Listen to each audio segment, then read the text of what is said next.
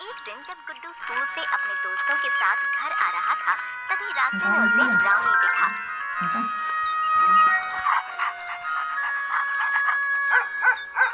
अरे ब्राउनी, तू मुझे लेने आया है क्या? चल मुझे पकड़, देखते हैं कौन जीतता है। आज तो देखना मैं ही जीतूंगा, तू हर बार जीत जाता है। आज ही मैंने समोसे खाए और अब मैं चीते जैसा दौड़ूंगा। जो जीतेगा उसे ये बिस्कुट मिलेगा। दोनों घर की तरफ भागने लगे।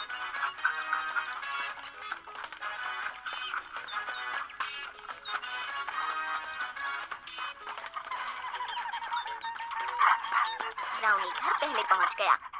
तू फिर से जीत गया और माँ बुला रही है, जल्दी चल। ठीक है, देता हूँ, ये ले, लेकिन हम आधा आधा करेंगे, ठीक है? दोनों ने बिस्कुट खाया। अब घर चल। ब्राउनी उसे खेलने के लिए कोशिश करने लगा। अरे बाबा, खाना तो खाने दे, फिर खेलूंगा तेरे साथ। पहले हम खाना खाएंगे, समझा? भूख के मारे मेरी जान जा रही है। अब जल्दी चल, माँ इंतजार कर रही होगी। गुड्डू जैसे ही अंदर पहुंचा, वहाँ चारपाई पर उसने देखा उसकी बुआ बैठी है। गुड्डू ने जैसे ही अपनी बुआ को देखा, वो चिल्ला कर बोला, बुआ। अरे कितना बड़ा हो गया हमारा बच्चा। मैंने सुना तो बहुत होशियार हो गया है। हाँ, मैं हमेशा फर्स्ट आता हूँ। माँ, मुझे बड़ी भूख लगी है, खाना दो ना, वरना मैं पतला हो जाऊंगा और हवा में उड़ने लगूंगा। दे दो ना प्लीज।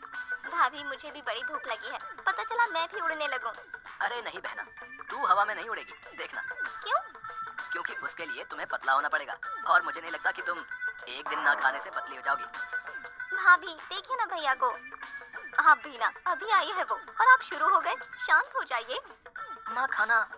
आप सब हाथ धो लीजिए, मैं आपके लिए खाना लगाती हूँ। सबने खाना खाया। गुड्डू ने जल्दी खाना खत्म किया और खेलने चला गया। मैं चला माँ। जल्दी आ जाना, ठीक है? आ जाऊंगा। दोनों बाहर चले गए। शाम को दोनों घर लौटे।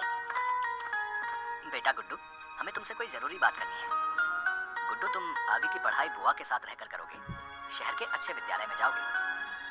क्या मैं ब्राउनी को भी लेकर जा सकता हूँ? नहीं बेटा, अगर ब्राउनी भी वहाँ गया तो तुम ढंग से पढ़ाई नहीं कर पाओगे, इसलिए वो यहीं रहेगा और तुम छुट्टियों में उससे मिलने आना। तब तुम्हें दिन भर खेलने से कोई नहीं रोकेगा, ठीक है? रात को गुड्डू ब्राउनी के साथ सोया। मेरे भाई पापा कह रहे हैं कि मुझे शहर जाना होगा, पर मैं तुझे छोड़ के नहीं जाना चाहता और माँ पापा को भी छोड़ के नहीं जाना चाहता। लेकिन मैं जब कल चला जाऊंगा तब तो क्या करेगा? सुन, तू मुझे कॉल करेगा, लेकिन तुझे तो फोन करना भी नहीं आता। लेकिन तू माँ को बोल देना, वो तुझसे मेरी बात करा देंगी। तेरा कभी मन करे तो मुझसे मिलने आ जाना, ठीक है? मेरे जाने के बाद तू बाद में कुछ दोस्त बना लेना। तू अकेला अकेला बोर हो जाएगा, मैं भी वहाँ नए दोस्त बना लूंगा। लेकिन तुझे पता है, मुझे सबसे ज्यादा तेरी याद आएगी, क्योंकि तू मेरा भाई है ना। अच्छा सुन, तू मुझे याद करेगा ना? मुझे भूलियो मत। दोस्त बना सकता है तू, बेस्ट फ्रेंड मत बनाइए किसी को, समझा? अगली सुबह जाने से पहले ब्राउनी, ये ले घंटी, इसे पहन के रखियो, ठीक है? इसके बाद गुड्डू रोते रोते अगली सुबह बुआ के साथ शहर चला गया।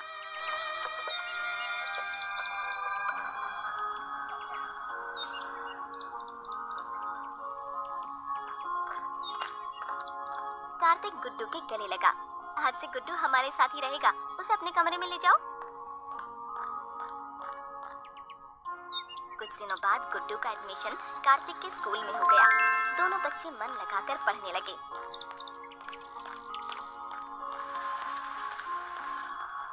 इसी तरह कई साल बीत गए।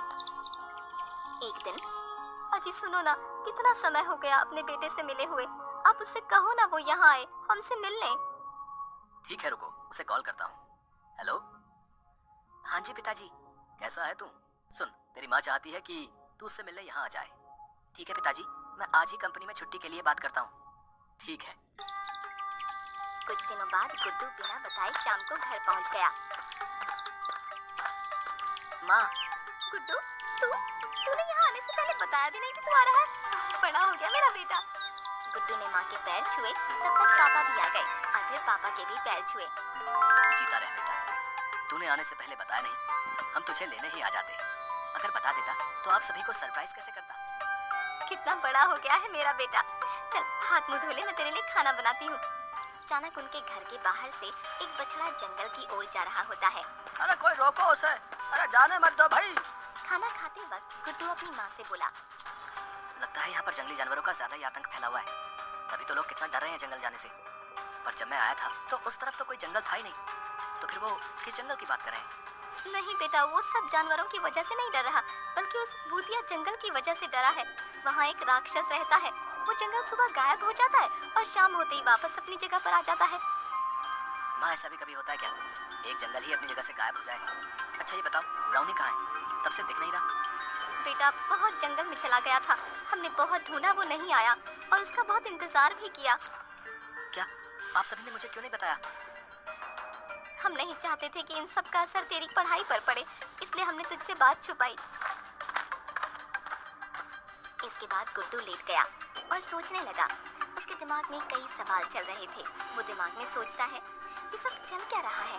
जंगल कैसे गायब हो सकता है? अगले दिन गुड्डू अपने पुराने दोस्तों से मिलने चला जाता है। गुड्डू चल रहा होता है, तभी उसे रास्ते में राजीव मिलता है। अरे गुड्डू, तू कैसा है मेरे दोस्त? लगता है तू तो भूल ही गया था कि तेरा एक गांव भी है। नहीं यार, बस पहले पढ़ाई और अब ये जॉब, ये सब छोड़ो। रवि और मनु कहाँ हैं? चल मैं भी उन्हीं के पास ही जा रहा था। दोनों वहां पहुंचे। गुड्डू तू देखो भाई, आज कौन आया? बड़ा अच्छा लगा यार तुझे इतने दिनों के बाद देखकर। हाँ यार, बहुत टाइम हो गया था तुम सबसे मिले हुए। अच्छा भाइयों, ये बताओ सब लोग जंगल से इतना डरते क्यों हैं? अरे भाई क्या बताऊं, तेरे जाने के बाद इस गांव में एक बाबा आया था। वो जंगल में तपस्या कर रहा था। कई सालों तक तपस्या करने के बाद उसके ऊपर मिट्टी की परत जम गई और इस गांव के कुछ आदमियों ने नशे में उस बाबा के ऊपर लाठी मार दी और उस लाठी मारने की वजह से बाबा की तपस्या भंग हो गई और बाबा को चोट भी आ गई।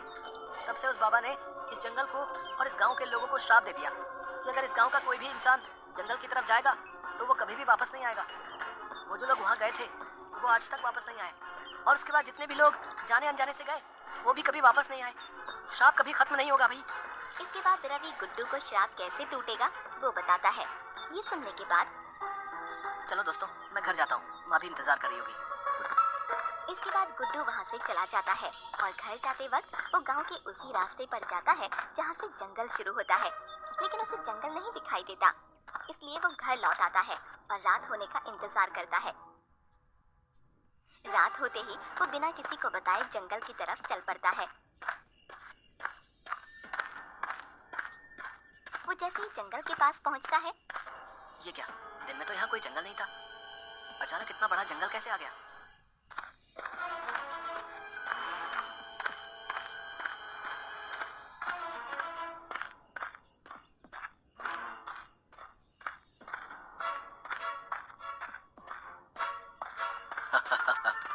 देखो तो कौन आया है।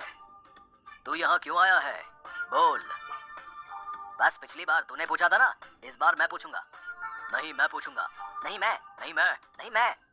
दोनों लड़ने लग जाते हैं। उन दोनों को लड़ता देख गुड्डू चुपचाप आगे बढ़ने लगता है, लेकिन जैसे ही वो आगे बढ़ता है। कहाँ जा रहा है रे तू? बचना चाहता है? अब हम तुझे भी गायब कर देंगे। और तुझे पूरी जिंदगी भर हमारी सेवा करनी पड़ेगी, जैसे कि यहाँ आए बाकी सब हमारी सेवा कर रहे हैं। गुड्डू डर जाता है। गुड्डू अचानक बोला, तुम्हें मुझे ले जाने से पहले मेरे मालिक से पूछना पड़ेगा, समझे? वरना मेरे मालिक तुम सबकी चटनी बनाकर रोटी के साथ खा जाएंगे। लेकिन मैं तुम्हारी उनसे बात करवा सकता हूँ। करवाओ तो, हम भी तो देखें कौन है तुम्हारा मालिक। अपने फोन में एक ऐप खोलता है और उसमें कुछ टाइप करता है और उस फोन से आवाज आती है। क्यों याद किया है मुझे? मालिक, ये दो छोटे भूत मुझे अपनी सेवा करने के लिए ले जा रहे हैं। मैंने तो कह दिया मैं बस आपका सेवक हूँ। तो कहते हैं कि कौन है तेरा, तो मैंने आपसे इनकी बात करवाने की सोची। सुनो है, अगर मेरे सेवक को कुछ भी किया तो तुम्हें पुलाव बनाकर खा जाऊंगा। तुम जानते नहीं क्या, इस जंगल पर भी अब मेरा राज होने वाला है। बस रजिस्ट्री बाकी बची है। रुको, तुम सबको सबक सिखाता हूँ। उसके बाद फोन से बिजली गिरने और डरावनी आवाजें आने लगी। दोनों भूत आपस में बात करने लगे। सुन, लगता है ये हमसे भी ज्यादा शक्तिशाली है। कहीं ऐसा ना हो इस आदमी के चक्कर में हमें अपनी जान से हाथ धोना पड़े। दोस्त निकल, जल्दी कर भाई, ये नई आफत आ गई है जंगल में। चलो अच्छा हुआ, इन बेवकूफ भूतों से तो छुटकारा मिला। अब मुझे बाबा के पास जाना होगा। इसके बाद गुड्डू उस पेड़ के पास गया और बोला, हमें माफ कर दो बाबा, आपके साथ उन लोगों ने जो कुछ भी किया उसकी सजा आप बाकी सभी भोले भाले गांव वालों को तो मत दो। मैं आपसे हाथ जोड़कर विनती करता हूँ। अचानक बाबा आ गए। मुझ तक पहुँचना बहुत मुश्किल था, लेकिन तूने अपनी चिंता ना करते हुए अपने गांव वालों के बारे में सोचा। मैं तुम्हारे इस जंगल को शाप मुक्त कर दूंगा। पहले तुम्हें मेरी पहेली का जवाब देना होगा। पूछिए बाबा। जंगल है पर पेड़ नहीं है, नदी है पर झरना नहीं है, गांव है पर घर नहीं है। बताओ ऐसा क्या है? गुड्डू थोड़ी देर सोचता है। बाबा, इस पहेली का उत्तर नक्शा है। बहुत बढ़िया लड़के, बहुत बढ़िया। लेकिन अभी एक और पहेली, उसके बाद तुम्हें अपने कार्य में सफलता मिलेगी। जीवन में सबसे ऊंचा पद किसका है? लेकिन इस बार तुम्हारे पास समय सीमा होगी। मेरे 5 तक गिनने से पहले तुम्हें उत्तर देना होगा। मैं ध्यान रखूंगा बाबा। जीवन में सबसे ऊंचा पद किसका है? बहुत सोचने के बाद उसे ध्यान आया। बेटा, जिंदगी में हम अपने गुरु का ऋण कभी नहीं उतार सकते। वही हमें मार्गदर्शन देते हैं, जिंदगी में सफल बनाते हैं। सबसे उच्चतम पद गुरु का ही होता है। बाबा, गुरु का पद सर्वोच्च है। सही जवाब। तुम सच में एक समझदार लड़के हो। जाओ और अपने गांव वासियों के साथ खुशी से रहो। जा, किया तेरे गांव को श्राप से मुक्त। आज के बाद ये जंगल कभी अपनी जगह से गायब नहीं होगा।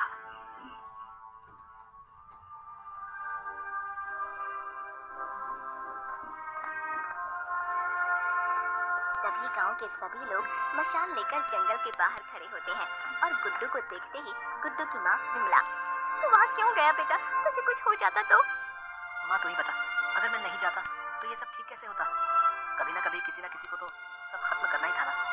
तुझे तो खुश होना चाहिए कि तेरे बेटे ने ये सब खत्म कर दिया। हाँ बेटा, मैं बहुत खुश हूँ। लेकिन बेटा, ये सब तुमने किया कैसे?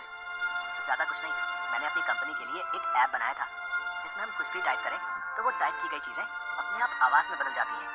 हम किसी इंसान की आवाज निकाल सकते हैं। इसके बाद गुड्डू ने सारी बात गांव वालों को समझाई कि किस तरह उसने गांव को श्राप मुक्त किया। तुम्हारी वजह से बेटा हम गांव के इस भयानक श्राप से मुक्त हो गए। हर बार कोई ना कोई वहां चला जाता और अपनी जान से हाथ धो बैठता, लेकिन अब ये हमेशा के लिए खत्म हुआ।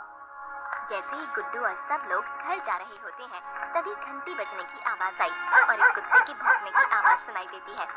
सब जैसे ही पीछे मुड़ते हैं, ब्राउनी गुड्डू के सामने से दौड़ता हुआ आता है। ब्राउनी, तू कहाँ चला गया था रे? तुझे मेरी याद नहीं आई? आज के बाद अकेले मत जाइए, समझा? तेरे लिए ही मैंने उस जंगल में जाने का फैसला किया था ब्राउनी। अब कभी मुझसे दूर मत जाना। वो दोनों एक दूसरे के गले लगते हैं और गुड्डू रोने लगता है। सच में जानवर भी मोह और प्यार के भूखे होते हैं। हमें हर एक जानवर से प्रेम भाव से पेश आना चाहिए, क्योंकि वो भी हमारे समाज का एक अभिन्न अंग है।